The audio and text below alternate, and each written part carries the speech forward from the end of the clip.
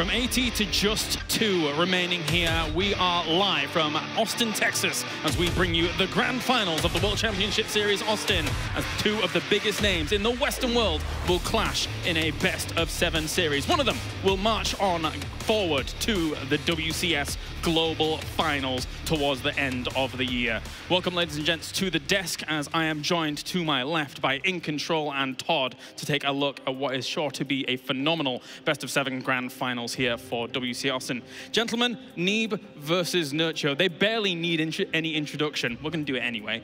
But overall, these two are absolute titans of the Western scene. Nerchio have been doing it a very long time. You think of home story cups and dream hacks and stuff for years and years. Been one of the best, all while getting a college education. The man is very smart and very capable, as it would turn out, but he's facing one of the new breed. Neeb last year really made a name for himself. A former Terran player, which I think is really interesting, switching to Protos and then kind of actually molding the meta of PvP around him, something a foreigner has not done since Stefano, I would say. Yeah. And they're meeting in the finals here. Both players not taking easy paths. It's not like one of them kind of breezed through. They both faced stress. They both had to overcome other champion caliber players. And it's shaping up to be a hell of a PvP, or I almost said PvP, but a final anyway. They've got quite a bit of history with one another as well. And they play pretty regularly. Neeb has a good winning record against Nerchio, actually, as of late. I'm not sure how much we can read into that, though. We saw on the ticker the message, Nerchio mentioned that he wasn't that confident in his EVP right now. I'm still pretty sure he's very, very strong in the matchup, so we should never take like those statements literally. Couple of things I'm sure of. We're going to see a ton of adepts, oracles, banelings, hydralisks, and we're going to hear Neeb. Oh, yes, we are, definitely from this American crowd. Can already hear them as they're going now. But for now, we are almost ready here to begin the grand finals as Neeb goes up against Nerchio.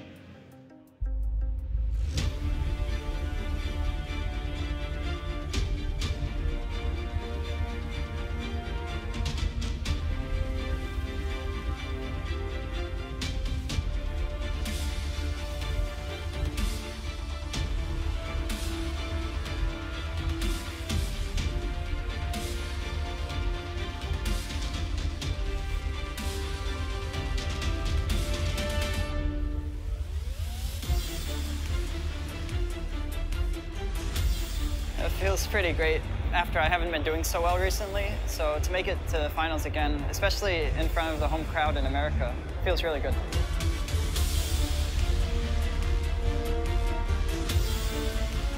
Yeah, it's pretty exciting, although my opponent will be very strong, so I'm a little bit worried as well.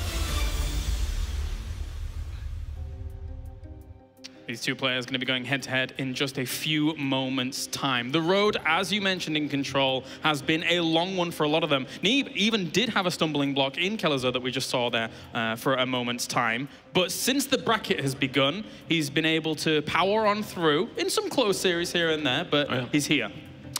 Yeah, and I think in a lot of ways that prepares them for the finals. Sometimes you worry for the player that hasn't really faced a whole lot up until the finals itself, because being tested is that big final hurdle to really becoming a champion, but Neeb absolutely has been. I think back to not too long ago, his best of 5 against Special, which I think was a really good test. He had a game plan going into it, and then Special started to mix things up and really throw him for a loop.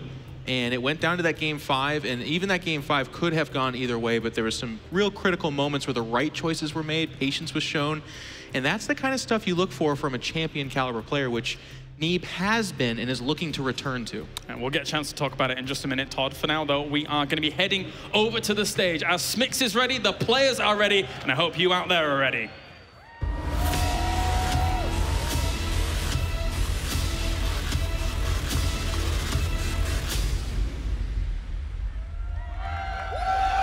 Thank you very much, Caleres. Ladies and gentlemen, it is time. Welcome to the 2017 WCS Austin Grand Finals.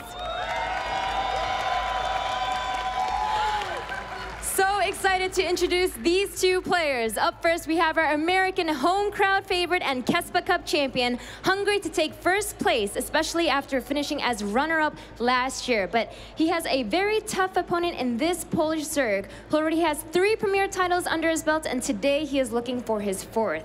Austin, give it up for Neeb and Nerchio!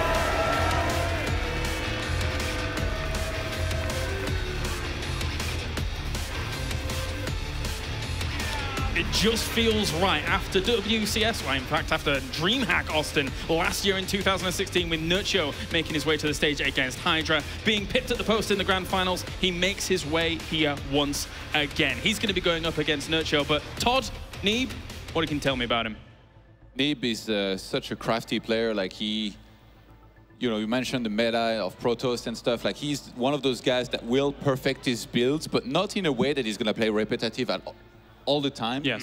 And once upon a time, he was one of those guys that was just one of the first few to really execute perfectly the build where you would just go for Nexus, Twilight Council, Resonating Glaives, a ton of Adepts. So the meta has changed a lot, and I still expect to see quite a few Stargates into Adepts aggression here from him. But in general, he's pretty good with everything. Yeah. The only way to really beat Neeb, it feels, is like you have to find a way to trick him somewhere in there, make him fall behind, and then from there, you can kind of make him fall apart. But it's very hard to do. Rarely happens. We did see him at times get surprised, though. There was that one game where he played against Zerg Grades. The Christmas joke comes back to my mind. Of course. And, that one game that was weird. He dropped down the Forge and tried to go for a cannon rush, which just didn't work out. So it's possible for him to make mistakes, but it happens very rarely.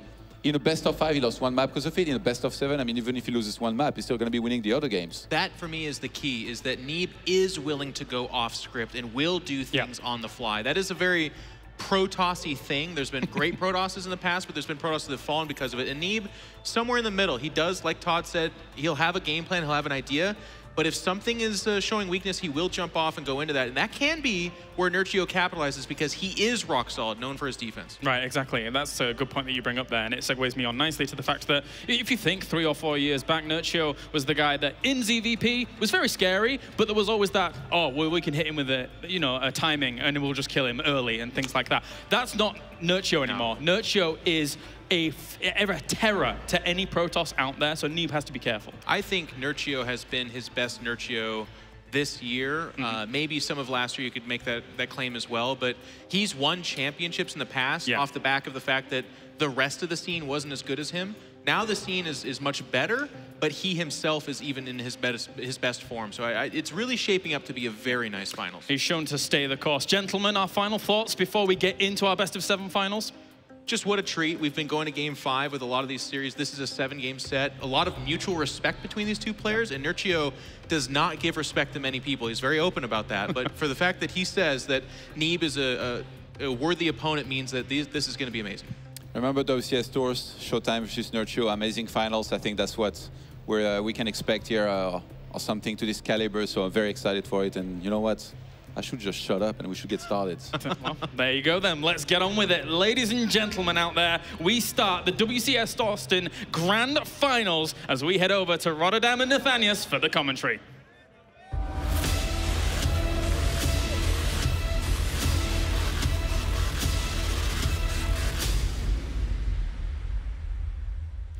The time has come once again to crown a champion here in the World Championship Series circuit. Thank you, Austin. Good afternoon. I hope you're ready for one hell of a final. We are loaded in to game number 1 on Cactus Valley in the Northeast. The American Protoss player representing Ting in blue. He's Neeb. Everybody's ready and excited to see these American Protoss in the Grand Finals once again, Nate. Back-to-back Grand Finals for that young man. And he has to go through this man in the Southeast, the Red Zerg hailing from Poland, representing Euronics Gaming. He's Nerchio! Even Neeb is addressing him as King Arthur, and that says a lot. Nerchio's incredibly good.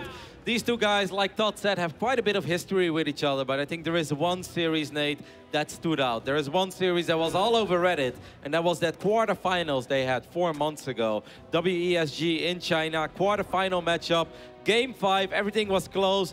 Nerchio played one of the best games I've ever seen him play, and then he stacked all his Brood Lords. I'm sure he didn't forget about it. Lost a game that he should have never lost anymore. Probably a game that gave him quite a few sleepless nights. Well, he finally has a chance to redeem himself for that loss.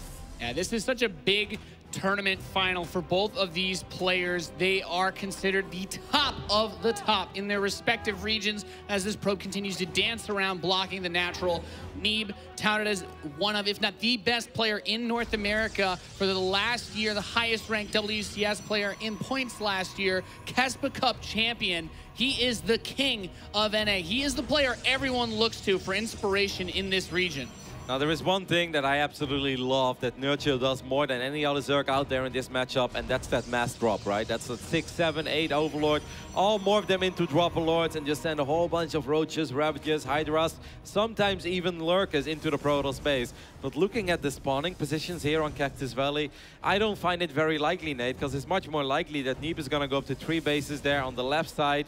And how are these Dropper Lords supposed to go? I have to go all the way via 12 o'clock, then into the main. So I think actually Nerchio is a little bit unfortunate, because if these spawns would have been on the other side of the map, it's much easier for Nerchio to fly into the main. Yeah. So that kind of saddens me, and I think it saddens Nerchio as well, because even though Nerchio is vocal about this matchup and he always says he's not very good at it, he doesn't like it, he has a lot of tricks up his sleeve. He's still Nerchio, and he is still so damn good as that Stargate boots up at the same time as the third base for Nerchio.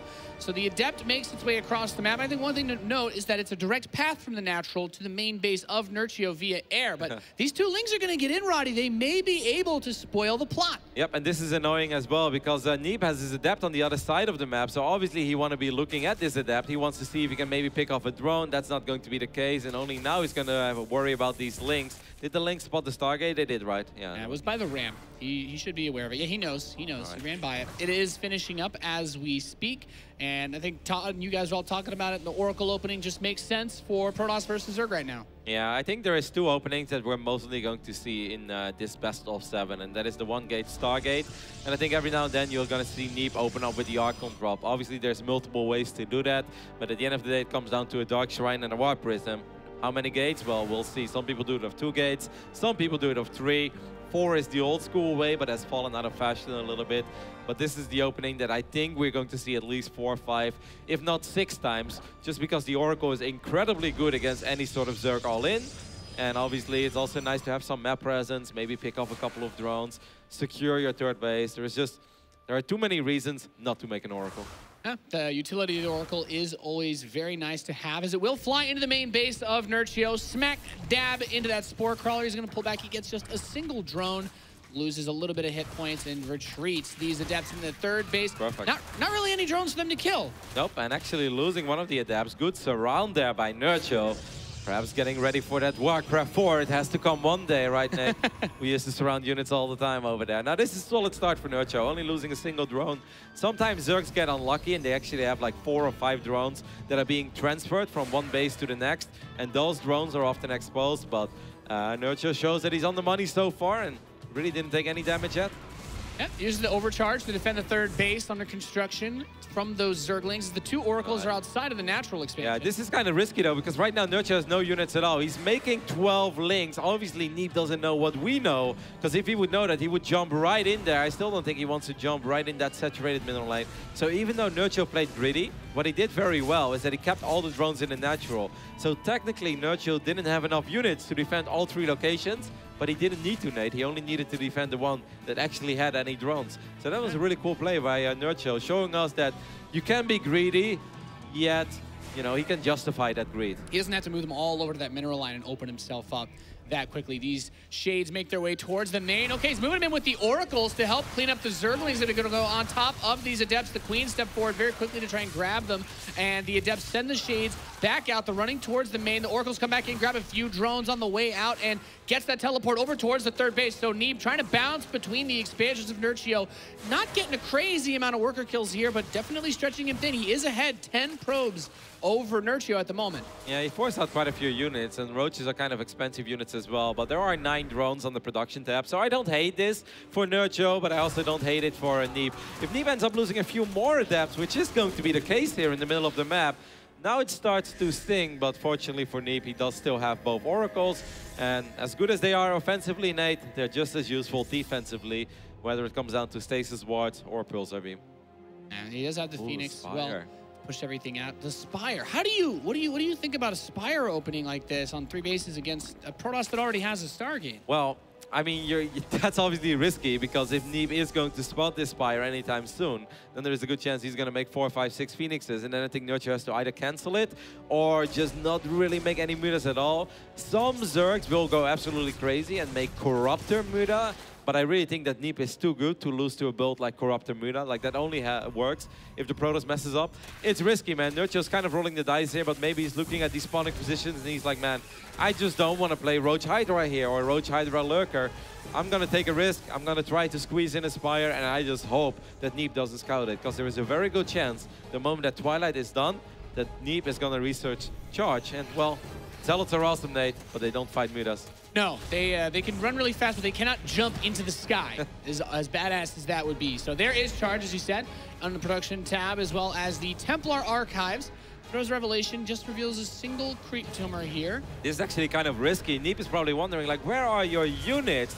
But at the same time, you don't want to overcommit. The last thing you ever want to do is throw away 2 Immortals right before you can get your Archons. But now Neeb is going to scout the main. He's like, wait a minute, something ain't right. Like, why do you have nothing? He sees it. Okay, he knows about the Spire. It's done, but Nerchio still hasn't actually built anything off of it just yet. And so now I really wonder, is it going to be... Bait? Yeah, he gets another Stargate, and he starts Phoenix production. Yeah, so maybe it's just indeed one big bait, and he's not going to make any mutas at all. He's just like, you know what? I know that you're going to make some cannons. And because 5 photon cannons. Yeah. He's definitely forced a substantial reaction with that Spire. That's actually pretty cool. And the multiple Phoenixes in this phase in the game. I love Phoenix, Nate, but they ain't that useful against the Zerg with 79 workers. Yeah, the economy is definitely all there for Nerchio. So very interesting call with the Spire. Neeb kind of faking himself out a little bit. There are not any Mutalisks on the way. There's nothing coming to him like that. It's just Roaches on the way, that +1 melee, the Baneling Nest coming in soon. And look at this as his army goes towards the south side. Nerchio's right up there on the 3rd base. Nerchio's just buying time because he knows he actually can't fight this army of Neeb right now. Even though Nerchio has more supply and he has a lot of units on the way, if it's just a couple Roaches, there is no Baneling speed, there are no upgrades at all. I mean, other than Roach speed, but I'm talking about like a +1 missile or a +1 melee. Nerchio has none of that, so he needs to buy time, Nate, because Neeb could actually kill Nerchio. Yeah, he has to get these Gateway repowered. The army very strong. He's going to morph into a few more Ravagers. There, that Phoenix flies over to the main base. Like, yeah, there's definitely a Stargate there. It's not doing anything, though. Picks up one of these Ravagers and starts to morph Banelings right in his face. This army of Nerchio very aggressively postured in front. He gets the Mothership Core. That is very nice, but it didn't have that much energy. Here come the Zealots, though. These Zealots are, of course, very useful against all these Ravagers and Roaches. Kind of a bizarre fight. If I was Neeb, I'd just wait a little bit. He has 900 minerals in the bank. You don't want to take a fight. I don't like that warp in at all, Nate. All those units are super exposed. And suddenly, this is starting to look a little worrisome for our American Protos. I mean, he's got the Oracles and the Phoenix trying to pitch in as much as they can, but those Archons having to do all the heavy lifting without a lot to buffer for them. Stasis Trap caught a few of the Lings that were running towards the natural. Decent force field pushes away, but he's still got to just keep this 3rd base together. So far, he is holding on here, but that's still a lot from Nerchio in front. Yeah, as long as he survives, it's going to be good for Neeb, because Neeb's army is going to be a lot better. But here go the Archons, and it's just those 2 Immortals that actually really haven't shot a whole lot in this fight. They've kind of just been derping around, but it seems like it's barely enough, even though that's more sentries than anything else. But Nerchio's reinforcements are not here yet. That was close, Nate. That was awfully close. Door status held, Roddy. Does grab one of the Phoenix with the Corrosive Bile, and it's just more Roaches, more Ravagers, more Zerglings pouring across the map. A 6-high Templar get worked with another robotics facility. He's trying to get Archons and reestablish this defensive posture, but he doesn't have a Mothership Core to help assist here. He doesn't have a great position to fall back to. Yeah, the Ravagers doing some very serious work, but a few more Archons are about to show up. These Oracles are super annoying, even though they don't have that much energy. They will be able to pick off a Ravager or 2. Some good force fields there by Neeb. And even though Neeb is still down in supply, as long as he keeps those Immortals alive. The Immortal meat grinder now with the extra Archons showing up to help, and even these Phoenix just lifting as much as they can to assist. 2 of the Immortals knocked down, but he still has 2 left in the back, and those charged Zealots rip and tear into the Ravagers. That's a great hold, and now Nerchio really is going to have to back off for a little bit. Don't forget, he doesn't have Baneling speed, so just making a couple of Banelings defensively is actually not really going to do it all. Nerchio's attack was awesome. He made it very close, but in the end, it was not close enough. And even though Neeb is still down in supply, it's safe to say that he has much stronger units, and he's got better upgrades. Yeah, he's going to try to push in here. He doesn't have a whole lot to reinforce this with as far as Prism stuff goes, but the Zealots get right on in. The Banelings finish morphing and immediately detonate. How long can he stay out here like this? He's going to lose the Mothership Core. That means he cannot recall out of here. Yeah, that's actually kind of risky. The Spore Crawler is doing some work as well against that Oracle. The Phoenix is still being annoying, but if I was Neeb, I'd run back towards my fort because he doesn't have a Warp Prism here or an Observer for that matter. I think one of these Immortals is going to fall. Oh, he's got that Stasis Trap to retreat too. He's kind of hoping. Grabs a big chunk of Nerchio's army, and that is going to allow him to push this away just a little bit. Yeah, Neeb should really take a chill pill for like a split second. He's doing great, but just get the Immortal count back up, get a couple Archons out there. Slow down, yep, brother. Get a few more Zealots. I'd love to see maybe a couple Zealots run towards the left side of the map, because Nerchio's actually attempting to take a 5th base. Neeb can definitely do something about it, because Nerchio has no upgrades on his units. Another Stasis Trap grabs a bit of a chunk of this Zerg army as some Corrosive Biles are thrown, trying to keep this army away. A lot of Roaches and a lot of Ravagers relying very heavily on this army composition as +3 attack is on the way for Neeb. 7 extra Overlords. I wonder what Nerchio is going to do with that, as he's still pressuring this fort base, but the Archon count is pretty high. The cannons are helping out as well. There's no Photon Overcharge available, but these force fields should keep these Roaches and Ravagers at bay.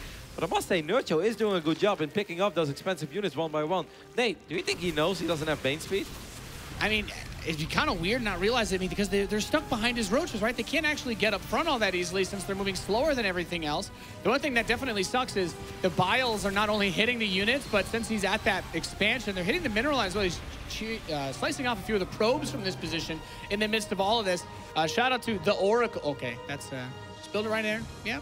Nothing unusual about that. But the Oracle really pitching in as well, being able to just float over this army, keeping tabs on everything. And it's probably they've killed a lot of the Ravagers with Who needs Revelation if nothing shoots up, right, Nate? Yeah. Why revelate the army if you can just put it above it? But it seems like Neeb is going to sacrifice this fort base. Doesn't want to defend without his cannons there. He is finally going to harass a little bit on the left side, but Nerchio wouldn't be Nerchio if he somehow picked up on that and actually has units. He should really kill the Nexus, and he does. He makes sure to get it. The army is on the retreat. He did pull a substantial amount of his reinforcements towards the west side to clear those Zealots out. Wow. 9 Immortals. Let's not forget, Kev, that Spire's still out there somewhere. Not that I would, not necessarily that he's going to make that switch, but that card is on the table for him at all times. Yep, if he gets a little bit of a bank, Nate, I think that's an excellent call. Bane speed is on the way, by the way, and +1 missiles, while Neeb is already working with +3. These Immortals are quite exposed, but they are Immortals with +3, though. And they're trying to blast through this army without a lot of Zealots to help deal with this. He's mostly firing on the Zerglings instead of the Roaches, and if those Banelings get up, Immortals are good, but clumped up, they will take that splash and lose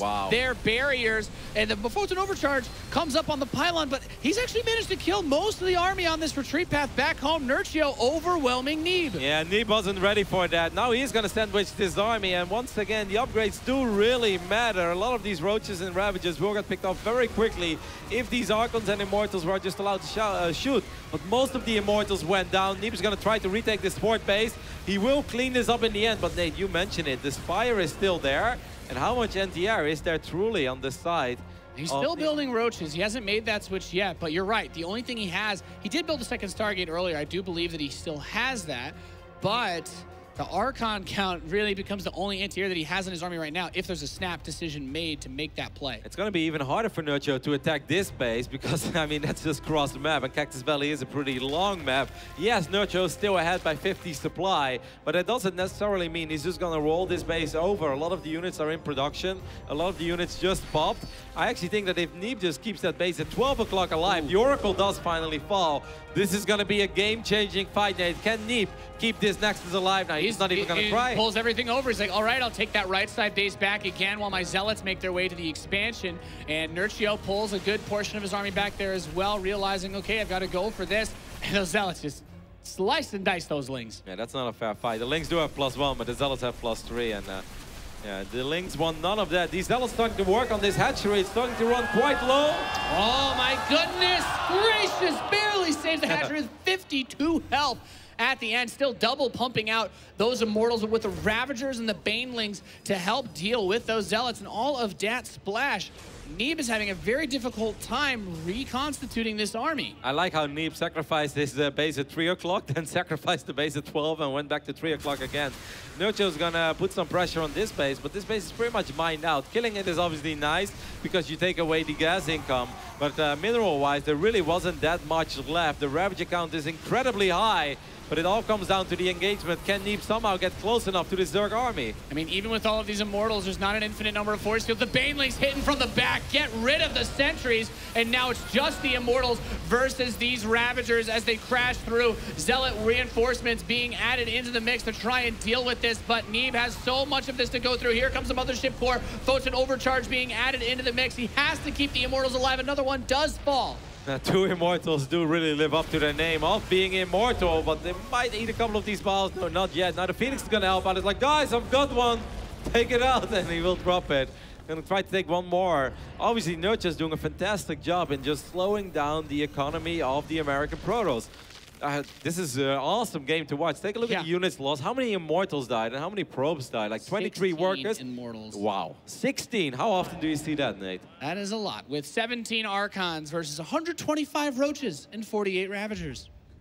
Now Nerchio's going to swing around again. He's going to try to apply some pressure to this base at 3 o'clock. He can't just give this up. He has to defend this base. Yeah, if you lose this base, you have no more income.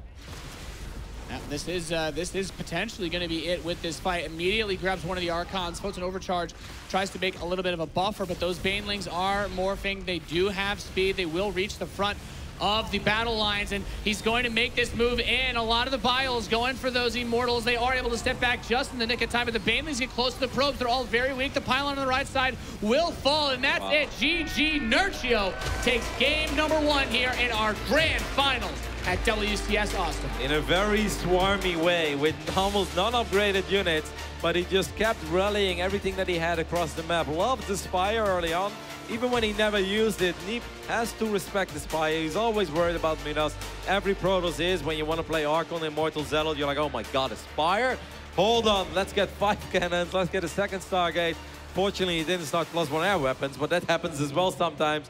And then suddenly it was none of that. It's still quite bizarre how well Nerchio did in a lot of these fights when he had just almost no upgrades. It took forever to get +1 melee. It took 14 minutes to get Baneling speed. It took 14, 15 minutes until he had +1 missile attacks, but he just had so much more.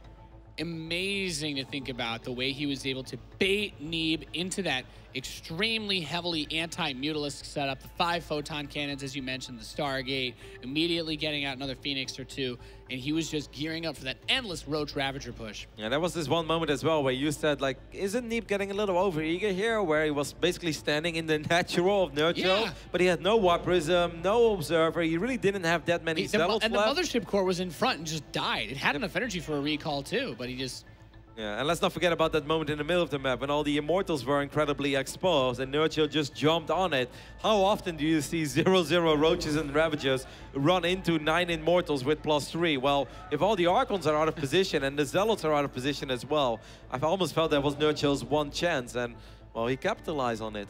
And made the most of it that he could. Ladies and gentlemen, we are loaded into game number 2 of the grand finals here at WCS Austin. It'll be played out on Newkirk Precinct, spawning in the bottom left position, trailing 0-1. The American Protoss player. Give it up for Neeb.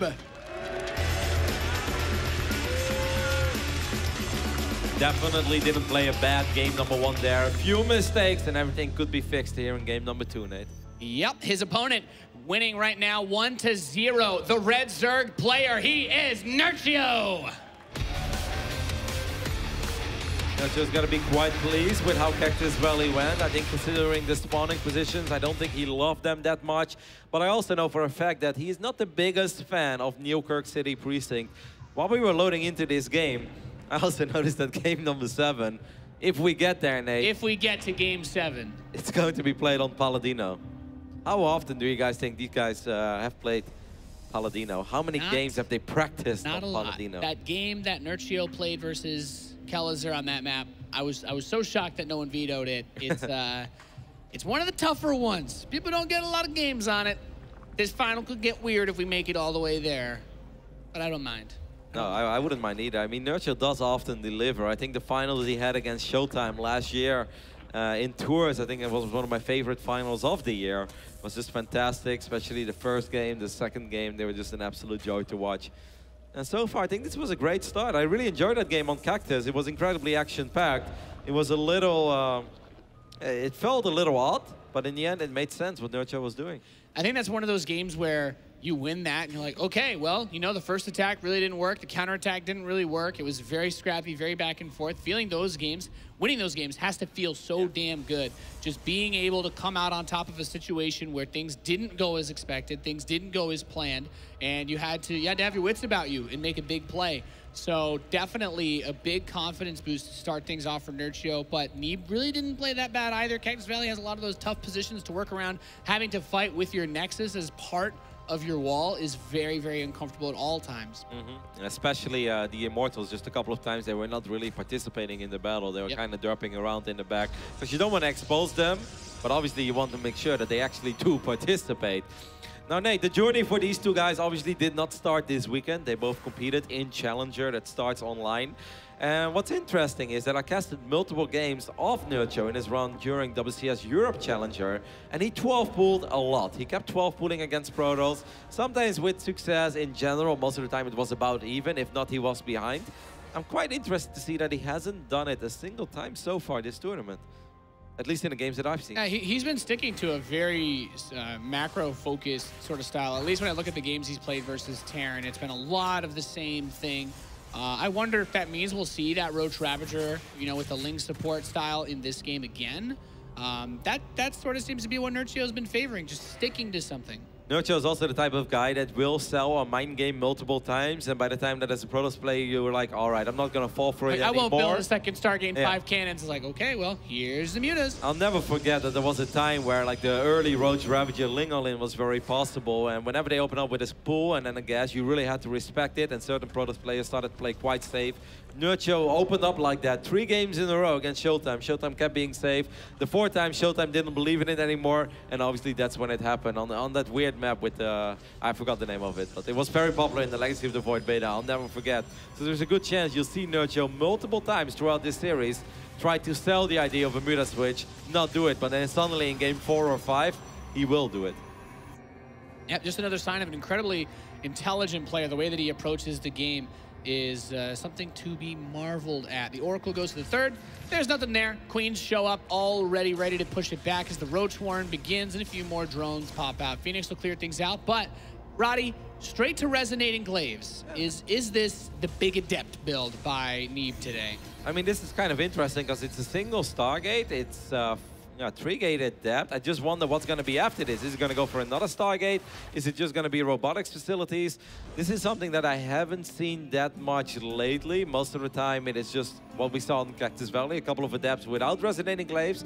But this could also be Neeb trying to keep Nerchio honest, be like, hey, I saw what you did last game.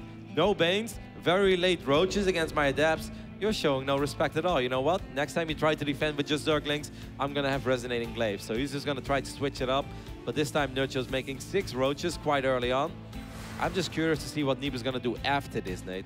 Yeah, that's a very good point to bring up. The Mothership Core is finally coming out, which will help deal with these counterattacks. Speaking of which, he's at the 3rd Nexus.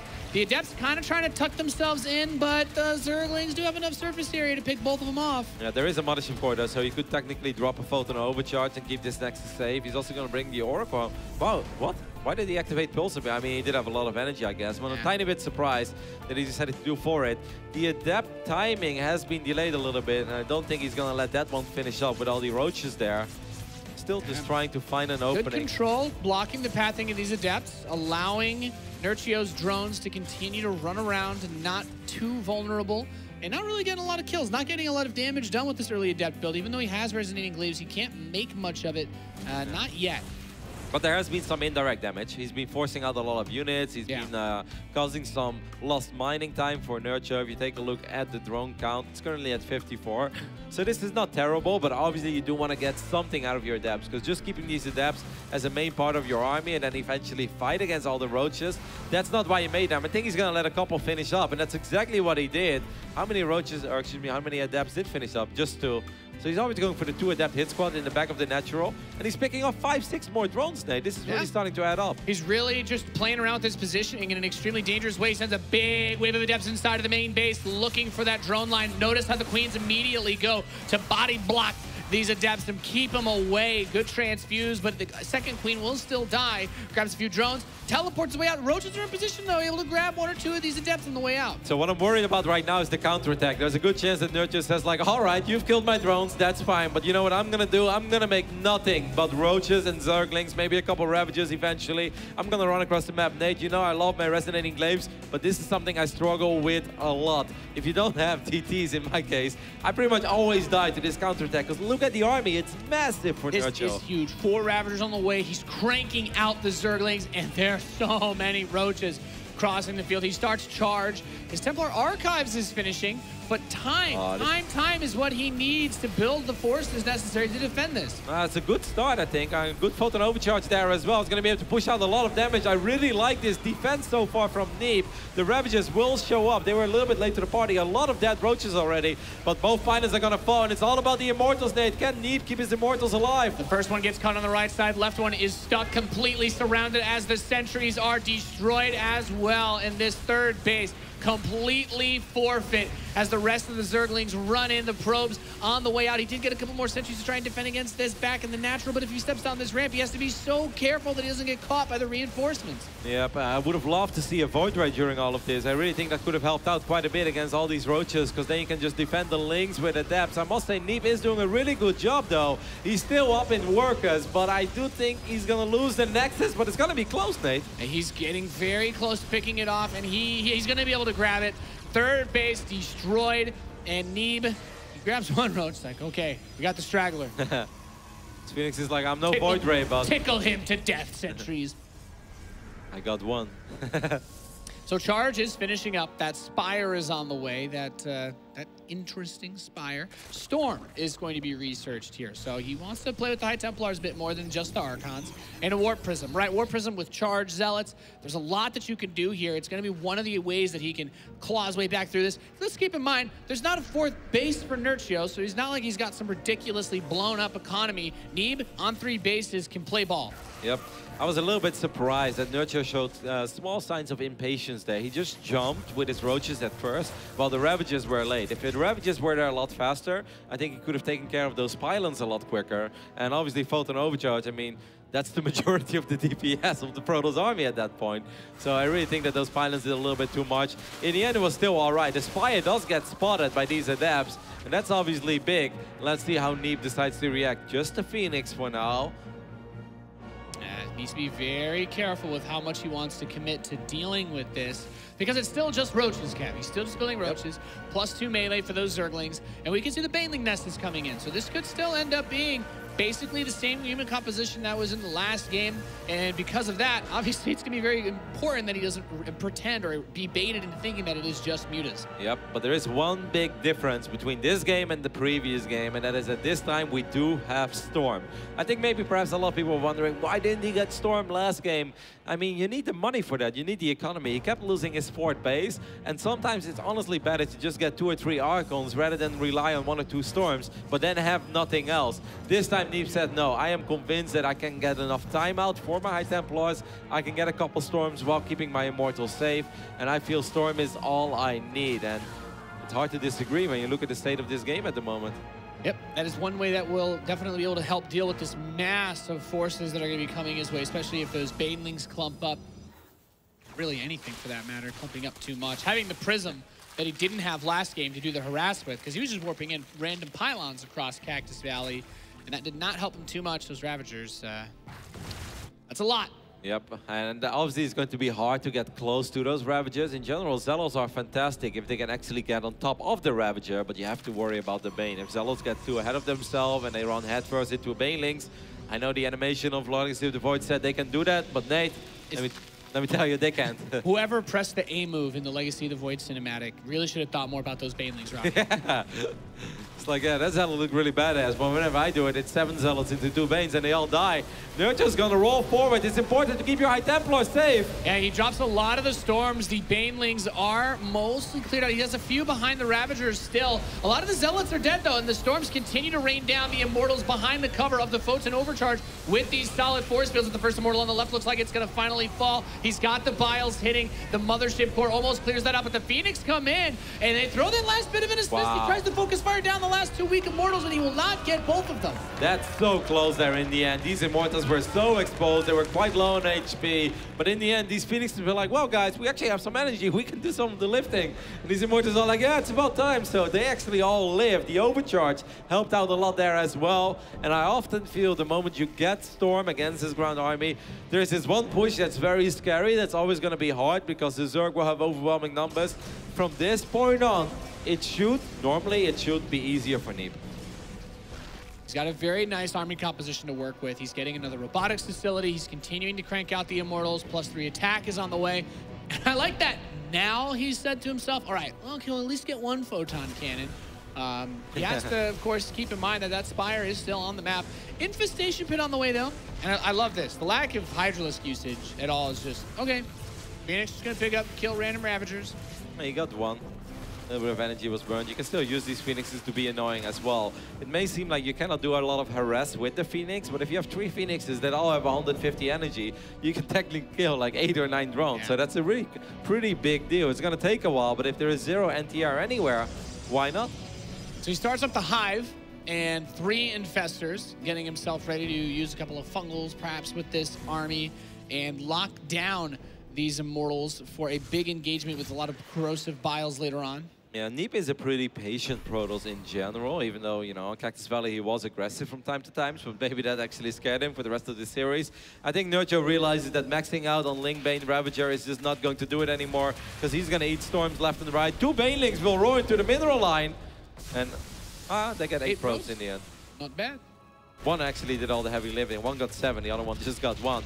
But I think that Nerchio right now has 1 plan, and that is Broodlords. He wants to buy time, he wants to survive till Broodlords. So obviously every now and then he's going to pretend like he wants to be aggressive, but there's no way he really wants to commit with his army. He just wants to be like, hey Neeb, if I were you, I'd stay a little back on your side of the map because I've got a lot of Ravagers and Banes, because, you know, but actually he doesn't. He just wants to buy time for Broodlords. Yep. Just wants to get time to get that Spire up to the Greater Spire and hold on to that 4th base in the northeast. The War Prism's going to land there now as the Hive finishes up, and a big Warping of Zealots does get canceled as he realizes, okay, he's got to step back just for a bit now.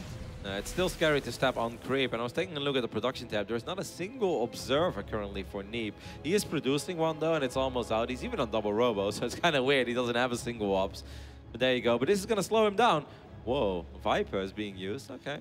Neural Parasite as well. Okay. I mean, once upon a time, Idra said that Immortals are great units, especially if they, you know, Roach Immortal is pretty good composition. But I don't play Roach Immortal that often. I imagine it's quite strong. It's pretty good against Stalkers, but there are not that many of them. Or maybe Nerchio is going to try to take over a couple of these Archons. I mean, Neuroparasite is a great spell.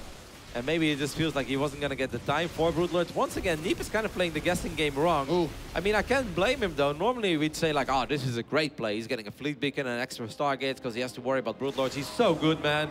He's getting ready before the Broodlords are even there, and that's true.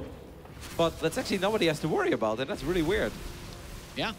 Broodlords are not going to be coming out. He's getting his Mothership, big Zealot Warpin inside of the main base. He is making his way towards carriers, though. Yeah, that's good. So he's turning the clock back on Nerchio to the point where it's going to be now about doing something about the fact that he will have, you know, the Golden Armada on the way, that very difficult to stop army composition that Protos can hit.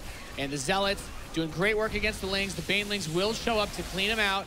But big fight here. Oh, gets the money fungal on a lot of the Immortals. Those Biles crashing down. And now you got to be careful. Another fungal connecting with a couple of these Immortals. 3 more will go down. The Storms did quite a bit of damage as well, though. Meanwhile, these Zealots, right now, it's Neeb the one who's going to buy time. He's like, whoa, okay, I just lost quite a few Immortals. Let's buy some time with my Zealots. I'm going to get carriers out. Carriers are fantastic, but having 2 carriers often doesn't change the game. 2 carriers and a mothership, that's where things are starting to be like, all right, you really got to respect this. The moment it's 5 or 6 carriers, that's when you truly have to start getting very worried as a Zerg. And you need to be careful about those support units because let's not forget that with the number of infestors on the field, he does have Neural Parasite. He has the option to steal him if he wants to try. That was so cute. This little blinding cloud is like, hey, don't go there. This is my spot, and he's going to clean this base up. 2 carriers finishing up now. The 3rd one just underway. Adrenal glands coming in. And trying to come in here and get a little bit of a fight here. I mean, the mothership is ready to rock and roll, so wants to try and get that battle. Warp Prism still sharking around the main base. You know what's also a big deal is that there are no upgrades yet for these carriers. No Graviton Catapult and no +1 air weapons. Carriers are great, guys. I know I'm a Protos player, but without any of those upgrades, Nate, you definitely want, at the very least, Graviton Catapult so they can get those interceptors out faster. Yeah, without it, it's a very sad-looking unit. It's like, peel, It just, peel. you know, it's like, oh yeah, just one out. It's like a mosquito. Yeah. And once you have the upgrade, it goes to a swarm. Yeah, becomes the Protoss swarm. Hopefully he will realize that for this next fight. The Revelation tag, you gotta be so cautious about those infestors. The Corruptors are gonna be able to shut down this Warp Prism though, denying this big Warp in the main base. And it has to be a mistake, because the upgrade is still cheap, but it's a game-changing upgrade. Carriers without an upgrade are really not very impressive. There are a lot of High Templars though. Good job there by Nerchio, just splitting up a few units. He did take some damage of these storms, but he got 2 High Templars, and that's still 300 gas. Yep, I'm still concerned. Still think that such a crazy thing that can happen. That Graviton Catapult that you mentioned, he needs that upgrade. He really, really needs that upgrade for his carriers. Now that he's getting up to a crazy amount, okay, +1 ship weapons is going to begin for the Protoss. Air weapons, Nate. Air weapons. Gosh, how They are ships. They are ships, Roddy. I'm teasing you, Nate. But you're right. It is just air weapons.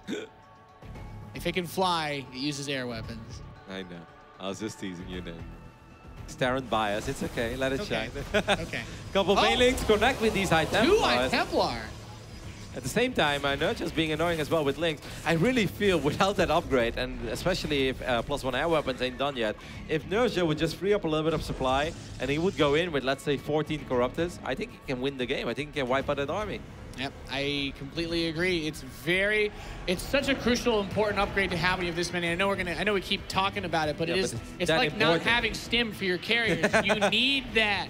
That is a big deal, especially now that most of his army is carriers. And it's such a cheap upgrade as well. It's like there is no way it's that like 150 researches in like a minute. Yeah, the research is very fast. It's kind of almost an unnecessary upgrade, I feel. It's like, well, this is not really a decision. Well, it's like getting combat shields. You don't make that choice. Yeah. It's like nobody's ever thought like, what should I get? I think the 45 hit point Marines are a lot better.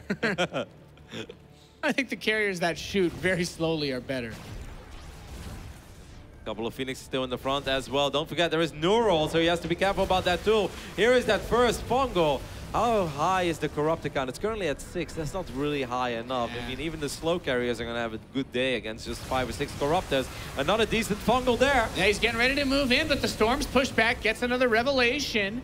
Being very mindful of the potential. Hey, got that upgrade. Ooh, nice feedback on the Infestor.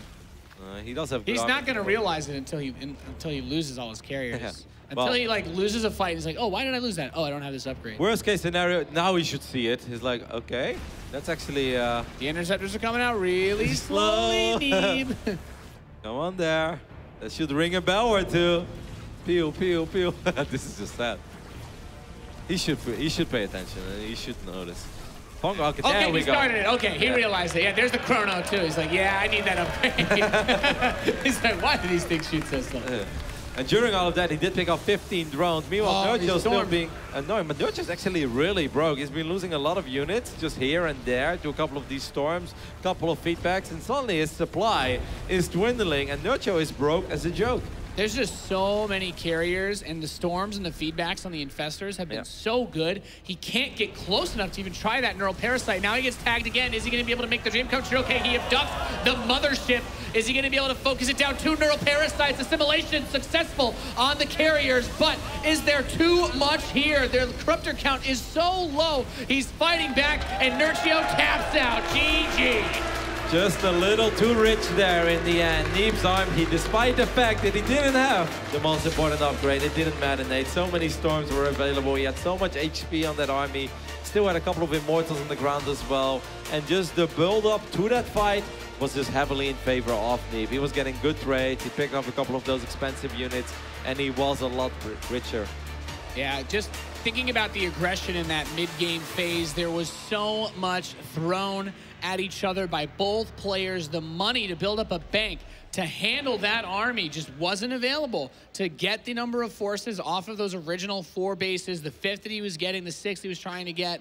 He didn't have enough money to put together a defense that could stop it. And to Neeb's credit, he got a lot of very good revelations, a lot of amazing feedbacks, and beautiful storms over those infestors. Yeah, and let's not forget about the early mid-game. That was a fantastic hold. There's a lot of Protos players who would have just felt that, who would have tried to do whatever they could to keep that one Nexus alive, and then just end up losing a few too many probes, and then you're just too far behind. Neeb did ended up losing the Nexus, but he saved the majority of his workers, and he saved a couple of the Immortals as well. And then against the next push, well, he just had barely enough. He had Photon Overcharge.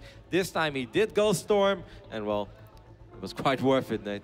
Yeah, the Storm helped a lot with defending those attacks. Does basically very similar pushes to what we saw on Cactus Valley. So Neeb making the necessary adjustments in the way that he's setting himself up to deal with this. And some cheeky lobby banter going on. Nerchio congratulating Neeb on his excellent carrier micro. And then he made a very angry emoji. The steaming one. Nerchio knows his StarCraft emoji a little too well. Yeah. I think it's just a matter of time before we see the poop emoji being brought out again. Yeah. Big thanks to everybody in the crowd, everyone coming in to cheer. Some person had a sign said, "Free the Leviathan," that has been targeted by these Void Rays on our break screen all weekend long. Yeah, it's really cool here in Austin. You talk with the fans, and they've come from all over the place. I mean, people coming from Tennessee, people coming from Nashville. Like, that's some serious dedication, Nate. That's some real passion right there. Yeah, I met a super cool guy from Montana. I'm like, they do video games up in Montana. Nice, nice. We are loaded into game number 3. It's Abyssal Reef. And in the top left position, your American Protoss hero. He's Neeb. Looked pretty calm and relieved after that game on Newkirk. And I think we're getting ready, Nate, for a very exciting close final. Yeah, he gets back in the saddle against this gentleman in the southeast. The red Zerg player tied 1-1. He's Nerchio. If Nerchio ain't one of the most consistent StarCraft players of all time, then I don't know who he is. This guy's been around since the very early days of just grinding online cups. When I was sitting in the ESL office in 2010, you know, like doing a Go for StarCraft 2 on a Sunday, Nerchio was already playing in them, and you're talking about like 6-7 years ago, often making it to the final, duking it out with Stefano back then. So many pros over the years have come and gone, have been successful, rise and fall. Nerchio has just always been there. There was a time in Heart of the Swarm where I would never say that he totally fell off, but he obviously wasn't really pouring his heart and soul into it. He just wasn't feeling the game like he was in Wings of Liberty. But the moment that Legacy of the Void was announced, he went for it again, went all out, and well, it didn't take very long until we saw the Nerchio that once upon a time won a Home Story Cup and now started winning DreamHack as well. The options that you have, especially in the post 3.8 era, since the big patch in November, have been greatly expanded upon. The utility, the Infestor, the buffs that have gone into the Corruptor, as well as just Legacy of the Void in general. You know, that faster pace, the abilities of the Ravager and all that jazz have really given you so many dynamic options for every race to work with. And I think one of the things that we would classify Neeb as being known for was his adept play. Lots of adept, mass adept. We've seen him win a big series off the back of making nothing but adepts. That's not what this series has been either. He's been bringing a lot of different variety into his compositions. The Charge Lot Immortal Archon, I think that's one of the most fun armies to watch battle because it's just so much explosion, so many powerful units. Such a badass feeling when Archons just rip all those Zerglings apart. And the openings are very different. We've had 2 games so far, and as a Terran player, maybe if you're not that interested in the matchup, you're like, God, is there ever anything else other than Adept Stargate? But both openings were very different, First game is just an Adept into a Stargate, 2 more gateways, and it's some Adept pressure, but no Resonating Glaives. The Resonating Glaives changes everything and forces a completely different reaction out of your opponent. Nerchio was on the money, and I still love that Roach counterattack that we saw on Newkirk. I really love it. I appreciate it. I think it was the right call. I just think he got a little over-eager in the very beginning before the Ravagers showed up, and I think that's why he lost a few too many Roaches to those force fields and the Immortals that were still very well protected at that point. But I still like the call that Nerchio made. You know, Nate, sometimes you shouldn't be too result-oriented. I think the call was right. I think the execution could have just been a tiny bit better. I'll have to see what he can get done this game. His Adepts doing a nice little bit of poking here outside towards the quote-unquote third base, but of course, Nerchio did take that as his first expansion, and the Oracle begins to be built, Kev. So he's going to get that across the map, try to do some damage. I think the utility of the Oracle is insanely valuable, especially in this metagame, the way that you use it versus Terrans, but also this series, we've seen it. Even in Cactus Valley, those 2 Oracles that he had did an insane amount of heavy lifting for him. Yep, and actually picked off quite a few of those Ravagers as well. I mean, Ravagers are light units, so they actually do crazy damage against them. I like how Nerchio's getting the spores without even scouting the Stargate. He knows Neeb, and he knows the majority of high-level Protoss players. I don't think he saw the Stargate. No, he didn't, but he just knows. The only thing he has to be careful of is because he took the other hatchery first, that he doesn't send too many drones back and forth between the bases, because there is a good chance that if the Oracle shows up here in the middle, that he may be able to find a couple of these exposed drones that are being sent from the third base towards the natural. Yeah, you're looking for the transferred workers to get those pickoffs, but nothing to be found just yet. Quite a few Zerglings being built by Nerchio, though. He's got a good few, 20 or more on the way. Yeah, I think this time he threw it well. He sees the Adepts move, and these are once again Adepts without Resonating Glaives, so this is a lot more similar to what we saw in game number 1.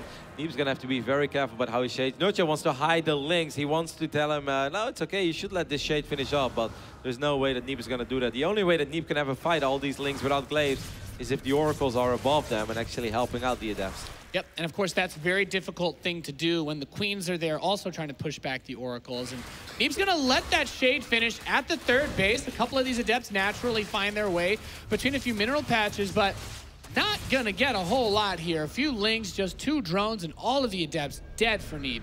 This is one of these pushes where when it first came out, every Protoss was like, oh my god, you know, we found something that's so awesome, because they're all ready for Resonating Glaives, but they ain't ready for this timing. And for a week or 2, this was doing absolutely fantastic. But the Zergs adapt to it all really fast, and now suddenly, you know, most of the time it's about even.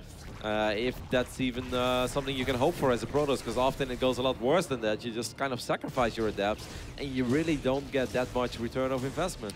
I do like this. He's got the Zerglings running over towards the third, gets 3 probes, Photon Overcharge with a few Adepts in the Mothership Core are going to be able to push that away. Resonating Glaives is coming in, but we have the Hydralisk Den and the 4th base under construction for Nerchio. Yeah, that's the first Hydra Den I think we've seen throughout this entire series. Yeah. Nerchio does love Hydra's Bane in general on this matchup. He also loves, on this map. He also loves Lurkers on Abyssal. I must say, most of the time whenever I see him with Lurkers though, he doesn't end up winning on this map, that is. I mean, in general, he's a fantastic Lurker player, don't get me wrong. But I've seen him try multiple times where, and often I even felt that if he just messes Hydra Ravager now, I think he might be able to win. Yeah, Neeb is actually just gonna mass Adapt. He's not mining as much gas. He didn't take the gas in his natural. Like, he built the geysers, but he didn't actually jump on top of them yet. But I mean, this is something that I like if the Baneling count is very low, if it's just Zerglings. Was there a Roach one in this game?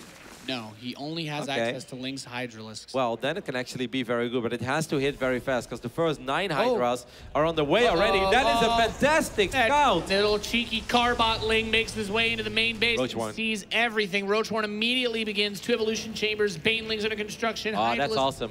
Upgrade is coming in as well. He is prepared. He is getting ready to deal with this mass Adept attack. Well, it's still going to take a little while. Nerchio knows that every second that goes by is a very good second for him, but he needs to get as many units out as possible. Getting a couple of Banelings is nice, but these Banes won't have speed. So Neeb is going to start working on this 4th hatch, but just killing the 4th hatch is most of the time not enough, because the longer it goes, the more these Adepts will fall off if these Bane numbers go higher, and especially if the Roach numbers climb up. Hydras are good against Adepts, but Adepts are also very good against Hydras. It truly comes down to the engagement and the numbers. Oh god, Okay, not sure how crazy you wanted to get in there. 2 Adepts are going to go to the mineral line behind the natural expansion. Baneling with the Queen there, and a few Zerglings to deal with it. He's trying to focus down this 4th base. In the meantime, the Banelings are coming up on the Adept. The splits are not there. Amazing Baneling detonations all over Neeb's Adept. Yep, and that's all that Nerchio needed, and he actually keeps that 4th base alive, right? Or am I wrong? Wow, that 4th is still alive. That is so massive. The Adepts are going to try to fight these Hydras, but the Adepts don't have the right numbers, nor do they have the right engagement. Now the Lings show up as well, and Nerchio just smashed this attack, mostly because of that one incredibly happy Zergling that scouted all the gates, Nate. Yeah, he was aware of everything right before it happened, and now he's getting ready for the counterattack. Baneling speeds on the way, 7 Banelings being produced, 11 Banelings now. And Neeb has those 3 bases, but what's the follow-up here? How does he deal with this many Banelings? That one Zergling deserves a huge treat. Yeah. It's like a puppy that did a good trick. Just it's like, oh, who's a good boy? You're a good boy. Give him the biggest bone that you've got. He earned it. Who scouted all these gateways? And the Ling is like, it was me. Super happy Ling. That's awesome. Nerchio's in a great position now. It's little things like that that decide these big championships, because otherwise, if he thinks it's anything else, then those Adepts swarm in. There's not a bunch of Banelings, and he gets wrecked. Yep, if he doesn't see that, he doesn't have the Banes, he doesn't have those evil chambers on the high ground that deny those Adepts, and the Adepts just shade in. The Hydra count on that moment is still too low, and from that point, it's the beginning of the end. How many ZVPs haven't we seen where the Zerg just isn't ready, and then everybody complains about Adepts because all you see is Adepts bouncing from base to base? Well, we'll still complain about Adepts, Roddy. That's what we do. But you're right. That information is crucial. Second robotics facility and robotics bay are on the way, going into disruptors, trying to deal with this, perhaps? Both actually would work. I mean, disruptors are a great comeback unit, don't get me wrong, but I feel disruptors can be too exposed in this scenario. These Adepts are going to get sandwiched.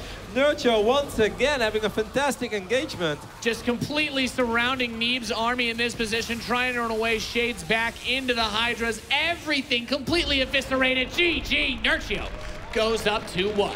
How did that Ling actually get into the main base? It wasn't a drop alert, it just ran by, right? I mean, you see a cute dog at your front door sometimes, you just gotta give it a treat, and... I'll let it in. I'll pet it. Yeah, exactly. Exactly. And Ling just somehow got it. I mean, obviously, he must not have had something there. The Mothership Core maybe was out of position towards the 3rd base, because that's where the run-bys were going earlier on. So, not much else there. Let's hear what the boys at the desk have to say about the series so far. Thank you very much, Nathanius. Of course, it's 2-1 at the moment, going over to Nerchio. And it feels a bit more mid-game focused for Nerchio compared to, say, what we saw from him in Katowice against Protos, where he was pushing it to the very late game. So it feels like he doesn't want to really go into those stages against Neeb, similar to Game 2, did die after Neeb was able to get there. Yeah, a lot of emphasis on that mid-game is playing to Nerchio's strengths. He has a lot of good multitasking in those battles, able to defend back at home, and kind of a couple of depths shade off and go into a mineral line. He's able to mitigate those losses. But he's just been mauling Neeb up and down. Game number 1 was a back-and-forth affair. Yep. 3 upgrade advantage, not enough for Neeb, but still a good fight there. Game 2, of course, going to that late game. But I do want to just real quickly before we get Todd's thoughts say that I've been liking, too, that it's been playing out where Neeb makes a choice, it gets scouted, and Nerchio is able to capitalize on it. Look for that narrative to develop, because if that's getting shut down, or Neeb stays on top of scouting, like seeing that Spire, he seems to be the one that's able to capitalize a little bit better. Yeah, Nerchio, he has voiced concerns about having a little bit more trouble nowadays with Protos than before. He also has a very active Twitter account on which he elaborates a little bit more on that and the struggles of the late game versus Protos. So I'm not too surprised to see him trying to be active before that, trying to play more of a aggressive, scrappy style with a lot of lower tier units, which paid off into other games. I mean, even though in the last game he went back to basic and more the current meta, Hydralist, Banelings. Before that, he was a lot of Ravagers, and I gotta say, I'm very impressed with Neeb, though, that Game 1 and Game 2, like, he won some of the fights that I didn't think he was particularly supposed to win, so he's definitely in this, and it's far from over. It might be 2-1, but it's not like Nerchio has crazy momentum and he's gonna crush this, in my opinion. Yeah, you're saying it's far from over, and he's still in it. Is there drastic changes that Neeb needs to change, or just kind of small tweaks here and there? No, I mean, I agree with everything Todd said. It was like, even though he was down like 80 supply at times in that first game, he was still the one coming out on top in terms of micro. He was just doing it with a lot less. So drastic changes? No, I don't think so. Maybe move out a bit less, because he moved out many times with like really small army when he thought he could counterattack. Seems Nerchio wants to attack, so maybe just defend the attacks and win that way, sure. Seems to have gone well in game number 2, I suppose, as he got towards the late game. For now, though, we can head back into game number 4 here for the grand finals of WCS Austin.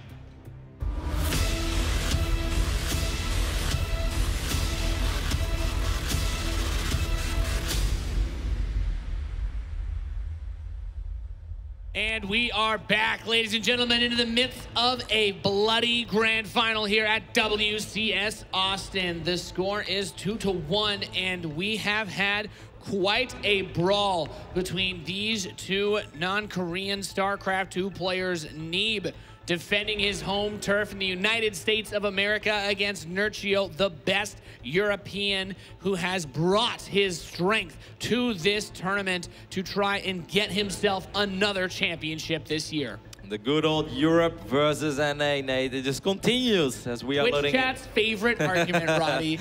As we are loading into Proxima Station for Game 4 of this Grand Finals. And spawning in the bottom left position of Proxima Station, we have that blue Protos player representing Ting. He is Neeb. I love how the casters are joining in as well. I see Todd and Clara standing there in the back. The Go Neeb for the roar. Neeb. The Neeb roar. It's meta now. In the northeast position, we have the red Zerg player representing Euronics Gaming, leading 2-1. He is Nerchio. The cool thing is, Nate, that both of these players, of course, made it to the WCS Global Finals last year, being played at BlizzCon. And the winner of this series will go there as well this year. There's a good chance they'll make it regardless when it comes to WCS points, because we know how good they are. And it's just unlikely that they won't finish high enough. But it's still very nice at your very first attempt here in the beginning of the year to just go for that and secure that ticket for, you know, November. Yep, and Proxima Station is just one of those maps where we see a lot of these defensive plays, so I think we're going to have, once again, a very mid-game, maybe more so late-game focused position between these two players, since you have that pocket natural expand. Of course, the Zerg player likes to take the one out front, because then it just makes taking the back base easier later on. But is there anything in particular that you think Neeb's done so far in this series that works better here? Is this a map where he might try to get to that air toss setup later, or maybe a bit faster than he did on Newkirk? Yeah, that's definitely possible, and I think in general a lot of Zergs truly hate dealing with it. And I kind of thought that at a point where if the carry count goes high enough and you have a bunch of High Templars, there is just not that much that Zerg can do about it anymore, until I saw Cero go up against Showtime in, you know, Challenger, the European qualifiers for this event, and he just made 50, 60, 70 Spore Crawlers, and I was like, all right, these carriers look pretty useless right now, and they were. So I am not sure. I don't feel that that is necessarily something that Nerchio truly enjoys. And even if he doesn't enjoy and he would be very good with it, he'd probably still do it. But I just don't see Nerchio as the type of Zerg that's excellent when it comes to static defenses. Nerchio is great with units, he's great with engagements, he's great with mind games, he's very smart, but he's not the type of player to just sit back and grind it out against a maxed out Protos. Yeah, I think a very interesting comparison to make there is a guy like Nerchio versus someone like Snoot, who probably prefers to be in that sort of situation. Both players that excel at prolonging that mid-game phase as they make their way over towards the extremely high tiers of tech. But at the same time, playing late game versus Snoot, I mean, we've seen it. It's very scary. Nerchio's going to be a little bit more active. He's going to be a little less passive. And as we see in this game, it's that Stargate opening one more time. Yep. Very important to mention, besides that seed into the WCS Global Finals, of course, the winner of this tournament will also walk away with $25,000. Damn. It's a solid start of your summer, right? It's almost summer. We could say that this is getting this beginning of the summer. You know, you want to have that money before the summer so you can make all your awesome beach plans. Because, you know, yeah, Ibiza. Ibiza with bling, let's go. Yeah, exactly. you look at a guy like Nerchio, you look at a guy like Neeb, they both look like they definitely like to hit the beach as soon as it gets sunny outside. So take that time, enjoy this victory, whoever walks away with it. The follow-up will be the Twilight Council. So maybe that Resonating Glaives follow-up, maybe does he do something crazy like last game where he just doesn't use the gas that he takes and goes ham on Adepts? There is a chance. I mean, we've seen multiple Protoss players do that at Proxima. This is also a map where War Prisms can fly in from every angle And once these adepts start shading around, there's a good chance that Neeb is like, well, last game he scouted it. He'll never expect me to do the same thing again. And this time I'll make sure he won't scout it that easily. So there is a chance, Neeb, but at the other hand, you're taking a risk as well because your opponent is ready for that mass adept play. Then it is possible for the Zerg to shut it down if you just make the right amount of units and you position them correctly. And do you really want to roll the dice and potentially go down 3-1 in the grand finals? Yeah, that's a good point. You have to be very cautious. The lair is on the way. That's a great start, Nerchio, by the way, for Nerchio. Pushing him back off the third. Yep. This is going to delay everything for quite a bit. One more adept is going to move out. You're going to force these oracles to use their pulsar beam here as well. You don't want to do that. And we do have that one Phoenix that's going to clear out these overlords. But we'll keep a close eye on the production tab to see what follows.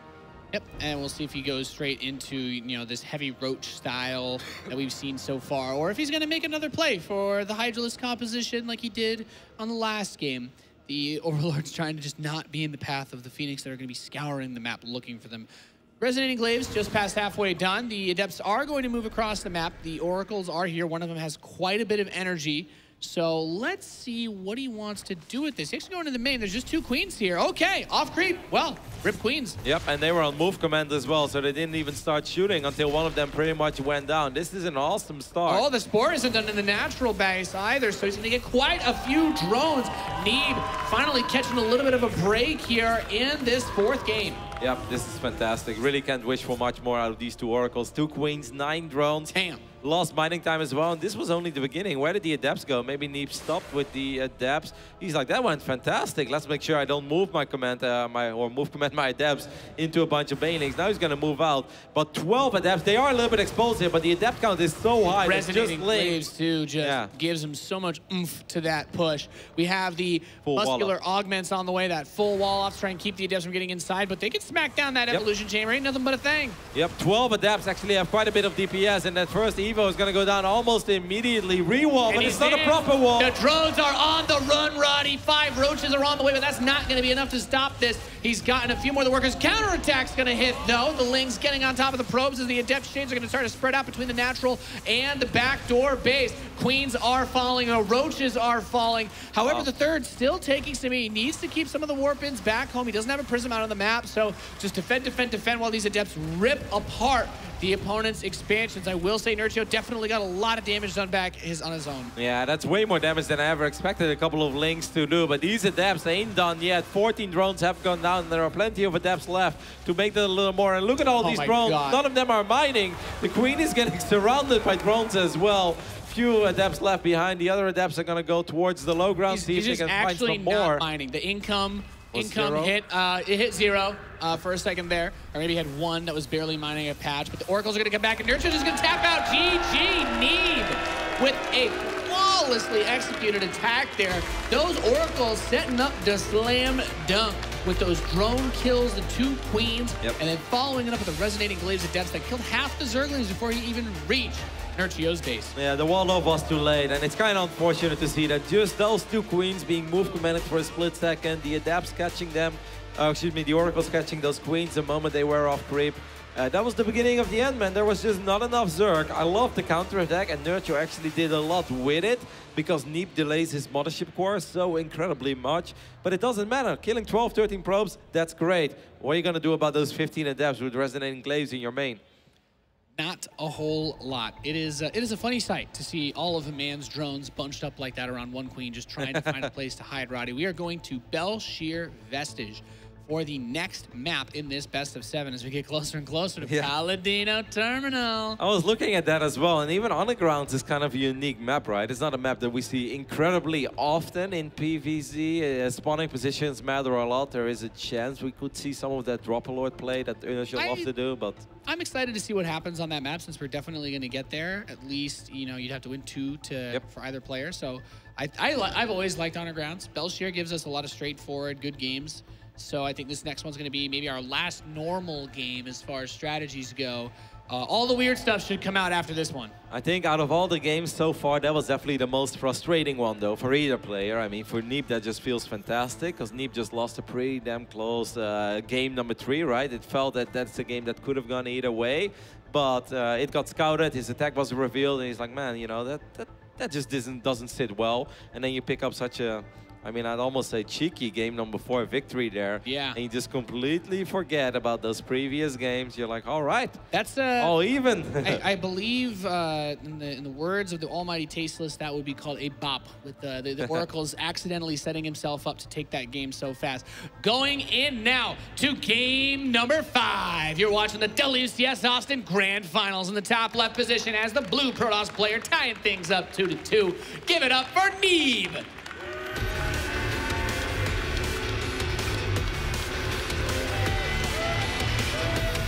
Safe to say that Belcher is the last of the very normal maps remaining of this grand final.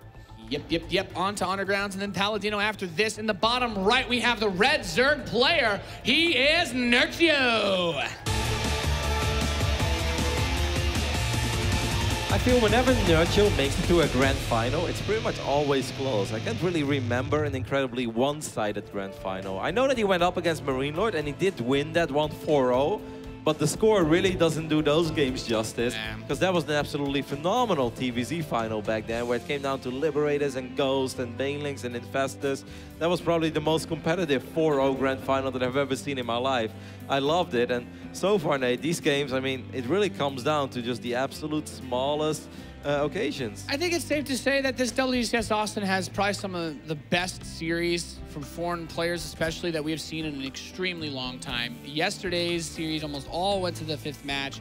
They were insanely competitive, insanely good, and a lot of unexpected results. You know, Kellezer trying to claw his way back against Nerchio was an extremely shocking end of the series yesterday, because a lot of people would have said, oh yeah, should be able to get a 3-0. Nerchio is that good.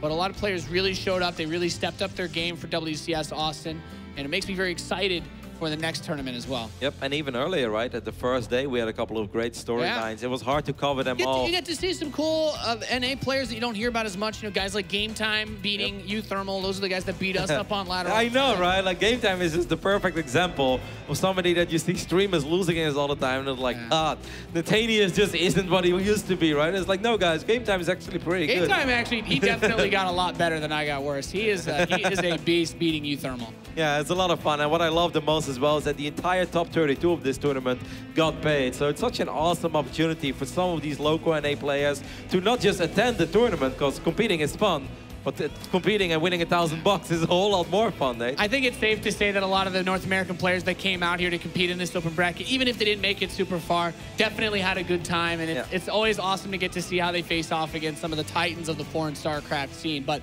for this game, Belshir Vestige, the base was taken on the left side. Now he's going on to that 3-base setup as the Adept moves out to get this scouting information, do a bit of poking for Neeb. And it's once again the Stargate. Is there anything that Zerg players ever do to try and like cheese players that go for Stargate? No, because Stargate is actually so good against cheese. I mean, Oracles are great against Link Floods, and you can also go Oracle Void Ray to shut down any sort of Drop Alert or any sort of Roach Ravager rush afterwards. So technically, this is not a cheesable opening. The only way you can ever cheese it if you can somehow unpower the Stargate, or if the Oracle flies across the map and somehow misses all the Protoss units. So no, and this is one of the reasons why Protoss also loves this opening that much, because A, you should be able to get some sort of value out of your opening, no matter what it is, preferably a lot of drones, but if not, well, you force out a couple spores, you get a queen here and there, maybe you can pick up a couple of links that are by themselves, but you can't die to cheese. At least you're not supposed to die to cheese. And in general, whenever you expect your opponent to potentially be very aggressive, opening up one gate or Stargate is just the safest way to go. Yeah, I think that's. I think we've seen from the utility that the Oracle provides that's definitely something that makes a lot of sense with all the scanning, all the scouting that you can do with it. We do have that Roach Warren coming underway, as well as it looked like a Spore Crawler, at least for a moment, and 14 Zerglings being added into the mix by Nerchio, as Neeb does look like he has his probes set up to try and grab that 3rd base. Oracle's going to go to the normal natural expansion. There's nothing there, so turns on the Pulsar Beam and turns it off. Yeah, this time he's not going to be able to get as lucky as we saw in some of these other occasions. What is very interesting and noteworthy is how much Neeb delays his Mothership Core. He kind of got punished for that on Proxima, but in the end it didn't matter because his Oracles did so much more. This time you can see that he went for a slightly quicker MS Core. He's like, well, I noticed that Nerchio's starting to capitalize on that. Well, he's actually just going in. This is not something that we've seen Neeb do. Shade in so recklessly. He got 5 drones, but I don't think that's worth it, Nate. 5 drones at the cost of 5 Adepts. 6 loss total this game. Definitely questionable as to the value that you get out of those. The lair is on the way. He does have the third in the robotics facility, but can he hold on to this without taking any damage back with how much he's pushed into this? He has one photon overcharge, and he's going to use it. And look at that sentry. He's like, sorry, Adapt, but I'm going to keep myself safe first. Because You're the big, strong dude. You can hold it. Yeah. No big deal. You fight Lynx all the time. I'm just meant to hold the door. I am, exactly. Could not have said it better. So the lair almost complete. Twilight Council coming in with the Forge. So with the Forge and the Twilight Council and the Immortals in production, it's probably, what do you think? Go to charge +1 instead of Resonating Glaives? I think this is more of what we saw in that game #1 on Cactus Valley, which I think was perhaps the most fun game so far. Feel like I'm learning, Roddy. I'm learning, soaking up this knowledge. Whoa, okay. I mean, I don't think you were wrong, because I was kind of expecting that as well. Instead, it's going to be Resonating Glaives, and this is kind of odd, because it's a late Glaives, and we have Immortals as well. So there is a chance that, I mean, Belcher is one of the maps where you can drop some great force fields. So there is a good chance that Neeb is going to take all the gases, he's going to get a bunch of sentries, and he's going to rely on force fields and adapts, and then 1 or 2 Immortals in the back to just pick off those roaches that you do force field. Because look at the gateway count. Stelt was sitting here, he'd say, L'explosion de gate, Nate. Yeah. Because that's a lot of additional gateways right now for Neeb. Yeah. He's got a very powerful production setup now. And with the +1, I mean, the Adepts, they kind of deal with the Lings pretty well on their own, right? But I guess it'll help him punch through everything else a little bit more easily. It will certainly help the Immortals as he's placing some stasis traps as well. This one's trying to grab a worker, I guess, when he transfers drones. It's very important that Nerchio picks up on this, that he notices that those gases have not been taken yet, that he notices that there are still Adepts being warped in, and that's odd, because normally you don't see Adepts being warped in this phase in the game. Normally you start getting ready. He scouts it, he sees that these gases ain't taken. That's a big scout for someone as good as Nerchio, because now he knows, I need units, because otherwise he wants to have gas for Archons. If that's not what he's going for, then he obviously wants to attack me. Yep, and the Ling's actually able to get on top of a couple of these probes, so he's being annoying, forces out the photon overcharge, forces these probes to whip out their tasers. He gets 5 of them picked off during all of this. Phoenix goes to the right side, but here's the army on the left, ready to knock down this 4th base. And there are multiple stasis wards as well, so Nerchio's going to have to be incredibly careful. I don't think that Nerchio wants to jump on that. That's why he's expanding on the right side already. He's going to sacrifice his base at 9 o'clock, and I kind of like that call, because that's a very hard area to fight, and he doesn't have the right numbers to just run in 1 by 1 and just get force fielded out. Yep, these Lings still being very annoying, grabbing another probe. 9 killed over the last few moments here. The worker count is still very close, but he's definitely hemorrhaging some losses. Look at all these units in the middle of the map for Nerchio. Nerchio is looking for one of these engagements that we know him for so well. He's morphing a couple of those roaches in Ravagers. Is it going to be in time, though? I don't think that Neeb wants to step that deep on creep, because no matter how good your force fields are, just being on creep makes life so much easier for the Zerg. Yeah. Starting +2 and he's taking his extra gases. I think Neeb is like, all right, I killed your fort. Maybe I shouldn't overcommit here. Maybe I shouldn't throw away this army. I'm going to be very careful from this point forward. He needs to be super cautious about the way he approaches this Robo Bay Observer added. But hey, the whole army is still down there on that left side. He throws a bunch of Adept Shades. He's not... Okay, no, he lets a few of them finish, try to get to the mineral line. I do like that, as the Biles don't really connect too well. Trying to get these drones at the natural expansion. Oh, Nerchio sending a few too many units, I feel. For a split second, I think Neeb was thinking about it. But at the same time, he was like, I've made this mistake before. I've overcommitted once or twice already. Let's not get too crazy. Let's not get too ahead of myself. I've got a Robo Bay on the way. I've got a second robotics facility on the way. Neeb does scout this base now that's being taken on the right side of the map. I wonder if he feels like he needs to do something about it, or if he's like, nah, I'm going to get some disruptors out, and I really don't have to worry that much about your roaches and Ravagers. Yep, the disruptors will definitely help an insane amount in terms of dealing with this. His army's being forced to go up the left side. Maybe he's going to try to make a play on that right side base. Revelation tag. The Prism also hits the southwest base during all of this. It is kind of awkward, though. There is one pylon there, but it's going to be hard for these Immortals to get in a good position. The force fields do go down. Force fields lock in the entire army. He has to use the Biles to try to break himself out instead of attacking Neeb's army, and Nerchio takes a few heavy hits to his forces as the Adepts continue to make their way towards the natural once again. And don't forget, Nate, the first Disruptors are on the way, and Disruptors are just absolutely fantastic against these roaches and Ravagers. Even if you're as good as Nerchio is, good job there repositioning the Sport Crawlies. Might actually be able to get the War Prism.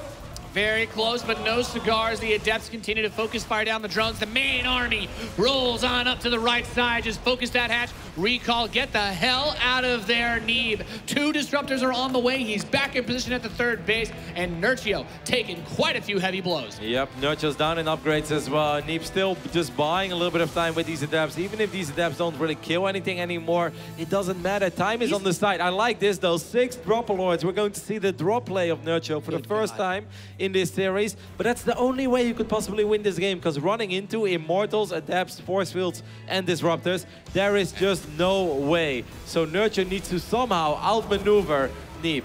Another thing I've been thinking about is he also has a lot of map vision on that left side, a lot of stasis wards placed throughout the field. So his ability to kind of see what's going on, maybe he could, no, they don't have that much vision, but if he flies over one, he will spot it. The Oracle is very close, could be the one unit to see it. There isn't that much anti-air, so even if he spots it, the only thing I think he has right now is 1 Phoenix and a couple of sentries. Neeb doing a really good job. He's loading up. Yep. How many drones have died in this game so far? 22. That's pretty good. The Oracle is going to spot this, and I just wonder, how is Neeb going to split up his units? That's what I wonder. He's going to drop maybe a stasis. That would be kind of cool. A couple of these units are going to unload into a stasis. The first unit that comes out should trigger it, so... Yeah. Oh, okay, putting it a little further in can definitely help. He's zoning him out, but maybe he'll throw the bile. No! Wow. Okay, wow, that's a really good stasis. Gets a good hit. Some of the biles are going to land on the Adepts, and at the same time, the rest of the main army is going to make its way over to the right side. He's just picking up full Terran style, just load up and run, but the Disruptor shots are going to come out. Going for the Roaches, whiffs on the first one. He throws out the second and the third, not getting too much there. Yeah, a little trigger happy, has to be a little bit careful. Force Fields have to be very good here to keep these Immortals safe, and they are. Nerchio does pick up this 4th base, but at what cost? As he lost quite a few units. He did get 1 Disruptor, I believe. One of the Disruptors in the main base from the drop. Keep in mind, I believe the Overlords are still nearby, ready to go again when necessary. I mean, if Nerchio can turn this around, that would be an absolutely fantastic comeback. Because normally with the units that he was working with against the composition of Neeb, Zerg is not supposed to win that. Yep, this is an absolutely crazy scenario. He did kill the Oracle as well, it looks like, with that Corrosive Bile as the Adepts come up here to try and fight this. He's moving forward with the rest of his army, though. These 3 Big Daddy Immortals, supported by those Disruptors, pushing towards the east side. That base has been rebuilt. I think going for the expansion, that's... Okay, he doesn't have a lot of drones there. Not sure. What's the best call? I mean, for a second, it looked like Nerchio was maxed out, but I think he ate 1 or 2 big Disruptor hits, or just a couple of Roaches got force fielded, because he dropped in supply very rapidly. Oh, I think he's got the Dropper Lords here as well. Yeah, that's going to hurt, too. A few Ravagers going to go down. All of these Overlords going to get picked off. These Hydras don't even have Muscular Rock. And that makes them a prime target for those Disruptor shots. You are not running away from those. If those Hydras get hit, he gets close enough to fire off. He could lose all of them in a heartbeat. Guardian Shield being activated there as well. There are quite a few Blink Stalkers. There is no retreat for these Hydras. They are just a little too slow, and Neeb knows it as well. He doesn't want to let them escape. At the same time, he also doesn't want to end up losing his Disruptors. But these Hydras on the right side, they look really uncomfortable. Yep, very awkward position to be in for Nerchio right now as the Protoss army advances forth once more onto the the east side of the map. Nerchio's base under fire from the Adepts on the left, under fire from the Immortal Stalker, Death Ball on the right side. A couple of Roaches get over here. The probes are on the run. Stalkers show up to save him, and Neeb takes a dominating stance in this game. Yep, his army is just so superior to the army of Nerchio, and well, we always praise Nerchio for how good his engagements are, but this just doesn't seem very fair. Like, how on earth is he supposed to turn this one around? He doesn't have Lurkers. He doesn't even have an upgrade advantage. Neeb has +3, and more importantly, Neeb has Disruptors. I think the only way that Neeb can end up losing this, Nate, is if he blows up his own army. Yeah, I'm gonna hope that he doesn't do that. That's a sad way to go out. Whoever you want to win the game, certainly not in that manner. But Baneling speed coming in. He got his, finally, the Hydralisk speed. But having this extra base is so nice, and I think you just set your laser target sights on that west expansion, and you go to town. Yep, Nerchio's trying to recover slowly but steady as his supply is going up a little bit again. He's going to close fire a lot of these Adepts shading forward. He's going to let 2 finish, as he always does. 2, of course, the magic number to one-shot these drones. At the same time, these Stalkers are moving forward, and these Disruptors are getting in a pretty good position as well, Nate. Yep, first shot's going to go out, clears out a Ravager and quite a few Larvae, gets a lot of Banelings with that next one, gets even more on the south side with those force fields, hits the Hydras, and Neeb's army continues to ransack and pillage this 4th base of Nerchio, destroying his economy. He's on his final leg, and Neeb takes the lead finally in this series. GG! Awesome game there by the American Protos, who's just one map win away from shipping DreamHack WCS Austin. Last year, Nate, he was the runner-up where he thought the semifinals was going to be harder than the final back then. Perhaps it was nerves stopping him, but this year he's looking very good, very calm, and composed, not exposed. I mean, he's been exposed from time to time, but mostly composed. As he's just playing awesome. I mean, that was a very solid game on a map where he just once again chose the right strategy, and he executed, I'd say, almost flawlessly.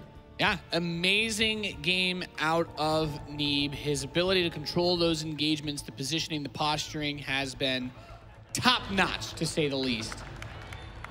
Couldn't agree more. 2 maps remain. The next one is going to be played on Undergrounds, a very unique map, as this map is so much bigger than most of the maps you'll see in competitive StarCraft. Every now and then, Nate, we see scenarios where the map is mined out. Haven't seen it yet on Undergrounds. Don't think I ever will. No. That happened to me once, and it was a very uncomfortable game that involved a lot of dead battle cruisers, and I don't want to think about it. I don't want to think about it. You mined it out, everything? Yeah. Every base? Yeah. On Undergrounds? Yeah. Wow. How long was it? It was a really long game. Yes. Someone decided that the best way to beat it was to actually throw away like 700 stalkers instead of building other units. So. I think there are like 28 bases in total on this map, Nate. Yeah. You mined out all of them. I mean, I could give you the replay, but you might die of old age watching it. We're loaded in to game number 6 here at the grand finals of WCS Austin. Give a cheer for this man if you want America to take the trophy home in the Northwest. The blue Protos player on match point. He's Neeb. I really wonder what he's going to show us here on Undergrounds, as this map, like I said, is just a little different than some of the other ones we've seen so far. A very macro-heavy focused map indeed. His opponent in the Northeast, the Polish pride representing Euronics Gaming. Give it up for Nerchio!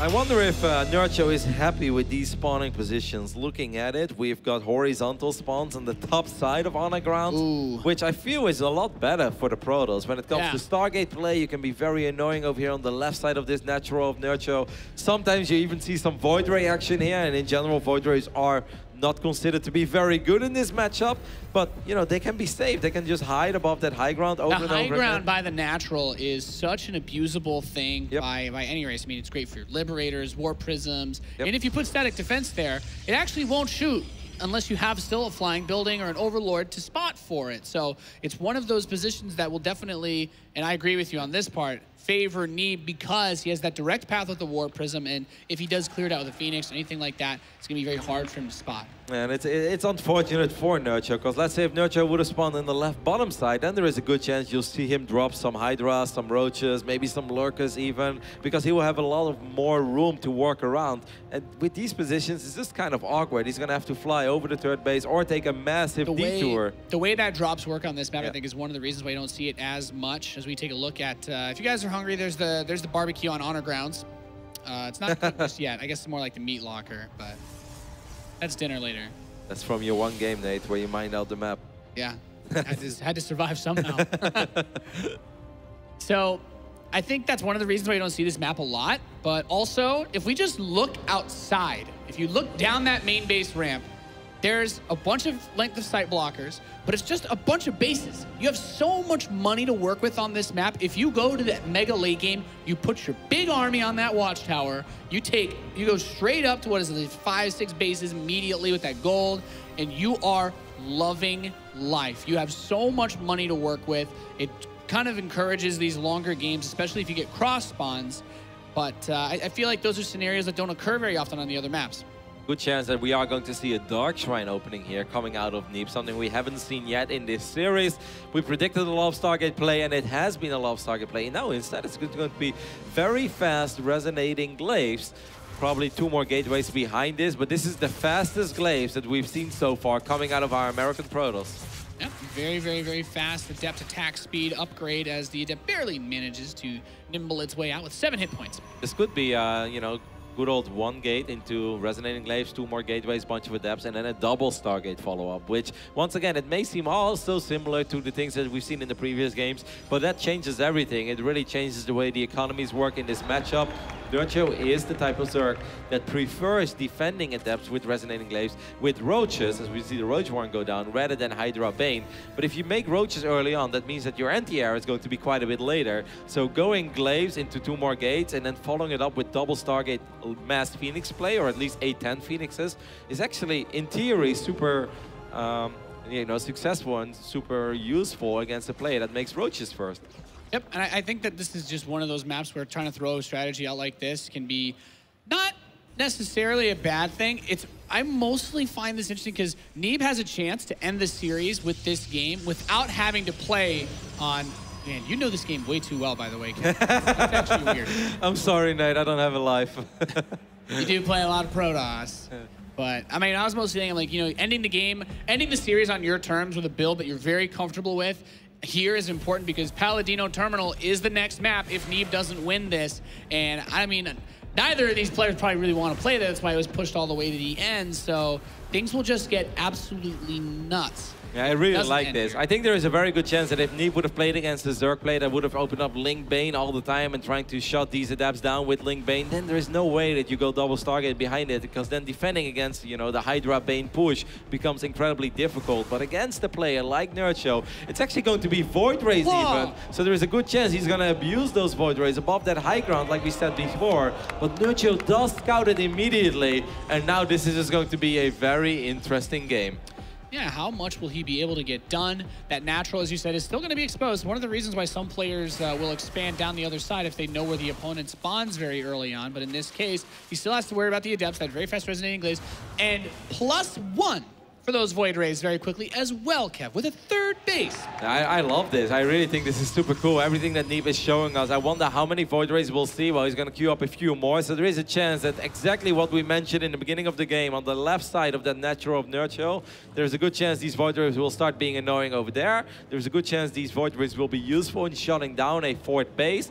And once again, well, Nerchio's getting a Spire. That is super interesting. Where is that Spire? Okay. Fight fire with fire, it would seem. Doesn't want to play Hydras because I guess he knows what happens if he plays Hydras. They're just going to run around like headless chickens. The way this map right. works, yeah, the way that you can kind of dance around, the Hydra will have a very difficult time actually engaging the Void Rays. Although if they can get under them, yeah, it works. I mean, at the same time, you could also still say just make a bunch of drones and then make one big Hydra push, and even if it's an all-in or not, there's a good chance that you will make it work because Void Rays are terrible against Hydras in a straight-up fair fight.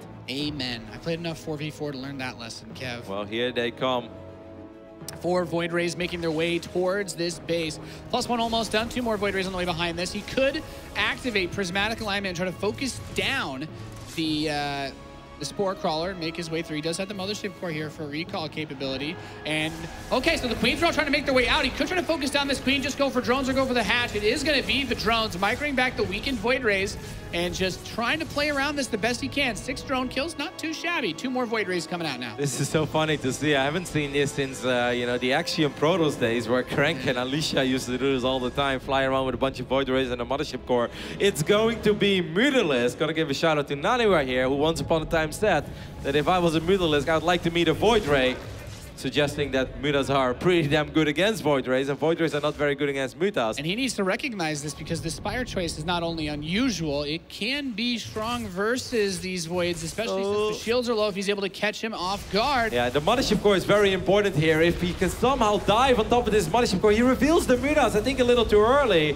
I think technically Neeb can just recall here. Well, he's going to fight at first, and then he will recall. He's losing a few of these Void Rays. He needs to get the hell out of there. Focusing down the Mutas is not a bad choice, but loses another one. And those Void Rays are much more expensive than the Mutalisks. Yeah, I would have loved to see Nerchio hide it a tiny bit longer. 3rd Stargate. Let's go. Yeah, he shifts into the next gear, Roddy. Neeb's just getting everything now. He's getting a couple Phoenixes. He's getting a robotics facility. He's getting a robo base. So that's his 2nd robo, actually. And yeah, he just wants to make sure he can get any impulse crystals, I assume, to deal with Muta Corruptor. I didn't see a fleet beacon on the way yet, but I imagine he'll get it at some point. Those Phoenix just, they're moving and not shooting. They really want to get... Oh, they were trying to get the Mutalisk. Oh, this is very awkward right now. Is there an answer for all these adepts? A couple of roaches and ravages being produced. What a weird game so far, Nate. Just a lot of... highly unusual army compositions coming out of these guys. Very, very, very strange game so far. Oh, he's going to let the Adept Shades finish. Okay, just trying to get into the main. He's buying himself a lot of time by doing this, but once he loses all of these Adepts, a lot of the presence that he has on the ground is completely gone. The follow-up into Disruptor Immortal is a whole other thing, though. 14 drones, not bad. Not bad. Not bad at all for a couple of Adepts, especially if you have enough time to just survive at home. Few force fields will go down. Neeb starting to look better and better. I just wonder why Nerchio is going to go with this, because you know, I feel like the roaches were more of a panic reaction because of all these adepts. He's like, okay, I want to make sure I don't die with a bunch of corruptors. Now we see the Hydra then go down after all. I'm just kind of confused, Nate. Yeah, this has been a very weird game, Roddy. I don't really know what to say. Disruptor, Void Ray, Phoenix, this is the thing? A couple of corruptors are going to show up and try to perhaps pee on this Nexus. That's They're going for it. A couple Stalkers will get warped in and try to deal with this. The damage output of those bad boys is pretty high. It's once the Corruptor has been doing it for a few seconds, it gets really insane. Of course, the Void Rays are also gnarly against Corruptors. Yep, and these Phoenixes are going to make it very annoying for these Corruptors to ever get home.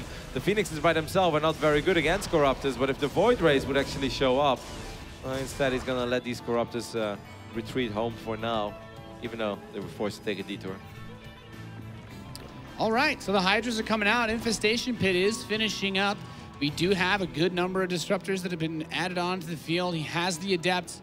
Very interestingly rounded out army composition from Neeb as he takes his 4th base and advances to the ramp. I'm just worried about these Disruptors. What is the answer to these Disruptors? What does Nerchio have to offer that Neeb really has to respect other than fantastic splits or maybe a godlike engagement? And it seems like Nerchio is just going to go for the engagement here. Yeah, he's going for a big collapse. Gets a couple of the Okay, the Disruptors actually do get caught mostly. Gets one really good shot on the tail end as Nerchio chases just a little bit too far. Immediately warping in, or excuse me, morphing in another round of those Ravagers from whatever roaches that he has left. He's trying to run these Adepts back towards the main base. Just lets the 2 at the front finish. He even tricked our observer, Kevin, who's been doing a great job. That's how you know Neeb is good. He is good. He tries to put this one Disruptor in the front. He wants to get the money shot on these Ravagers. Gets just one of them. The army is still mostly on the south side. Throws out 2 Purification Novas. Gets a handful of these units, but still being routed back for now. Okay, able to isolate the Zerglings. Not bad, not bad. That's actually really impressive how Nerchio is doing this, but he's far from out of the woods. That's a lot of additional depth showing up, but a lot of these Disruptors, well, they've been picked up, and that one Disruptor can't actually shoot. A lot of these Adepts will shade all the way in. I think as Neeb realized, like, hey, I've been losing quite a few units. I need to buy some more time. I want to get my Disruptor count back up. Yep. And he's able to see the Hive. He's inside on top, getting drone kills, keeping a majority of his Adepts moving around. He's in the main, he's in the natural, he's in the 3rd base, I believe, as well, or maybe he didn't shade all of those Adepts in. Wow. More Disruptors are finishing up, +3 attack is on the way, and drones are dying in droves, Roddy. Yep. What would you like to see the moment the Hive finishes up? You think we're going to see a great Aspire, or would like to see some Vipers, maybe for Abduct? I don't know what to think. He's got 3 Stargates and +1. The only thing he doesn't have is the Fleet Beacon, but... To be honest, I am so impressed with the way that Nerchio has been handling these previous fights. He's going to jump on that Disruptor, but the next one... all over the Zerg army. Nerchio takes quite a blow there. I mean, this just seems like this cannot go right forever for the Zerg, right? Like once or twice. At some point, he's going to crack him with these Disruptors. Kudos to him for spreading the creep so he can move around, but he's just peeling away another couple Hydralisks there as well. And Nerchio's not exactly incredibly rich. Like, he has a decent economy and he's been doing a good job in keeping that drone count quite high, but he keeps on losing a couple of workers here and there. And these Disruptor shots, they are for free. Now a couple of the Creeping ones are going to get picked up as well. That's going to make it harder and harder for these Roaches and Ravagers to get close to these Disruptors of Neeb. Another 2 Hydras snagged right then and there. The Adepts are still running around inside the main base. Again, they're inside of that 3rd, and he's still throwing these Disruptor shots. Like you said, Kev, as long as he clears up the creep, you reduce the mobility of the Zerg army, you leverage the fact that the Disruptor's attack moves so fast. Gets 2 more Ravagers with that shot. He's going for the surround once more. Does he have any more Novas to throw? And he's going to drop one into the Ravagers. Gets another big shot off and up from the ramp. Barely able to dodge that is Nerchio. Yeah, but look how rich Neeb is behind all of this. Neeb has obviously been very focused on his army control, but he had 2,000 minerals in the bank. He's going to warp in 10 Stalkers. I believe he has Blink as well, right? We saw him Blink before. Yep. Wow. I mean, this just starting to look better and better for the American Protos, even though he is being hyper-aggressive, almost to the point. Beacon starting up now as well. Great shot with the disruptor there. Some biles get thrown, but landing on nada. There's another shot, gets 3 more of the Ravagers. This is just a fight that you almost can't win. I mean, the greatest fire is done, but he's brutalizing him. He's getting ready to make this next big push. Another devastating disruptor shot. Neeb's disruptor control. Disgusting. 2 more shots go out, ripping and tearing Nerchio to pieces with the next round of reinforcements. These Blink Stalkers, I don't know how he's going to stop them. 3 Broodlords are not going to finish in time. The Stalkers can focus fire these. He has the disruptors. GG, Neeb is your WCS Austin champion. Fantastic finals, fantastic performance there by the American Protos. Last year he was the runner-up. This year he's going to lift the trophy. An absolutely astonishing achievement for the Team Protos player and an awesome final.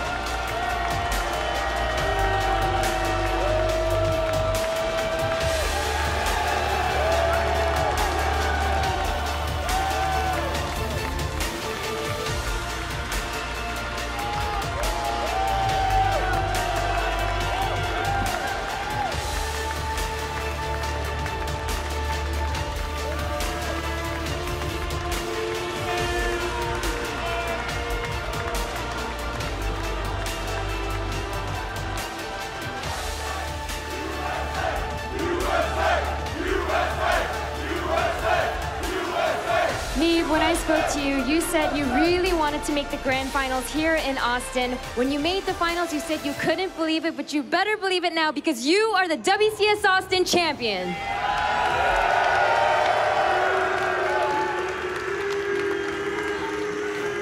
It feels so great after last year. I failed pretty hard. This year is another PVZ in the finals, and I didn't prepare that much, just like last year, but it worked out a lot better. I think I played quite well, actually. So many fans that have been cheering so hard for you here. How much more satisfying is this win to not only become a StarCraft 2 champion, but to do so in your home country, here in America, in Austin, where, as you just said, you were runner-up over a tough opponent like Nerchio? Yeah, it was pretty rough that I didn't win any tournament last year except Kespa Cup, which was pretty nice. So I'm glad I finally picked up a WCS tournament win.